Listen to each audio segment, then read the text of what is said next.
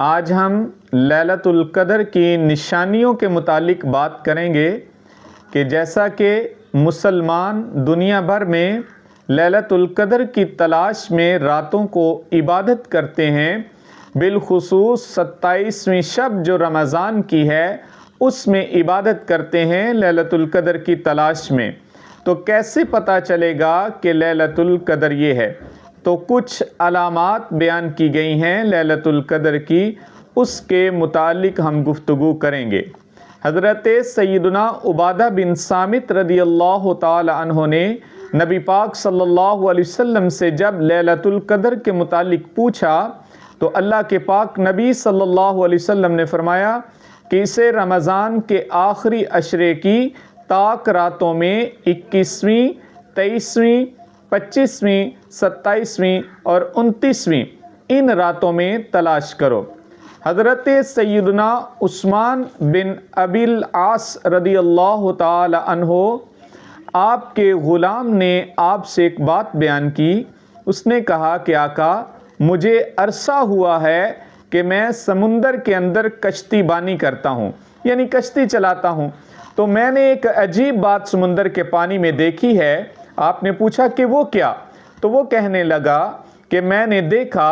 کہ سال کے اندر ایک رات ایسی آتی ہے کہ اس رات میں سمندر کا پانی میٹھا ہو جاتا ہے۔ تو آپ نے فرمایا کہ میں نے اس سے کہا کہ اس دفعہ خیال رکھنا، جب وہ رات آئے کہ جس رات میں سمندر کا پانی میٹھا ہوتا ہے تو مجھے ضرور خبر کرنا۔ آپ فرماتے ہیں کہ میرے غلام نے دھیان رکھا، تو ایک رات جب ایسی آئی کہ جب سمندر کا پانی میٹھا ہوا تو اس نے مجھے خبر دی کہ آقا آج سمندر کا پانی میٹھا ہو گیا ہے۔ تو آپ فرماتے ہیں کہ وہ رات رمضان کی 27ویں شب تھی، یعنی آج جو رات ہے 26 رمضان، یہ دن گزار کے جو رات آنی ہے یہ 27ویں شب کہلاتی ہے، یعنی اگلے دن 27 رمضان ہوگی۔ تو ایک یہ بھی علامت ہے لیلۃ القدر کی کہ اس رات میں سمندر کا پانی میٹھا ہو جاتا ہے، جبکہ دیگر علامات میں یہ بھی ہے کہ وہ رات جو لیلۃ القدر ہو واقعتاً وہ رات کھلی ہوئی رات ہوتی ہے، صاف شفاف رات ہوتی ہے اور گہری رات نہیں ہوتی۔ اور اس رات کی یہ بھی نشانی ہے کہ اس رات میں آسمان سے شیاطین کو ستارے نہیں مارے جاتے، جبکہ اس رات کی علامات میں سے یہ بھی ہے کہ وہ رات گزرنے کے بعد جب اگلے دن سورج نکلتا ہے تو سورج بغیر شعاع کے طلوع ہوتا ہے، یعنی شعائیں نہیں ساتھ ہوتی، یوں سمجھ لیجیے ایسے لگتا ہے کہ جیسے یہ 14ویں رات کا چاند ہو۔ اور اس رات کی یہ بھی علامت ہے کہ اگلے دن جب سورج طلوع ہوتا ہے تو اللہ پاک سورج کے ساتھ شیطان کو نکلنے سے روک دیتا ہے، جبکہ اس کے علاوہ روزانہ جب سورج نکلتا ہے تو ساتھ ہی شیطان بھی نکلتا ہے۔ تو کوشش کریں، آج کی رات انتہائی اہم اور برکت والی رات ہے، جس قدر ممکن ہو آپ سے زیادہ عبادات کریں۔ اگر آپ نوافل نہیں پڑھ سکتے تو میں گزارش کروں گا قرآن کی زیادہ سے زیادہ تلاوت کریں، کہ اللہ کے پاک نبی صلی اللہ علیہ وسلم نے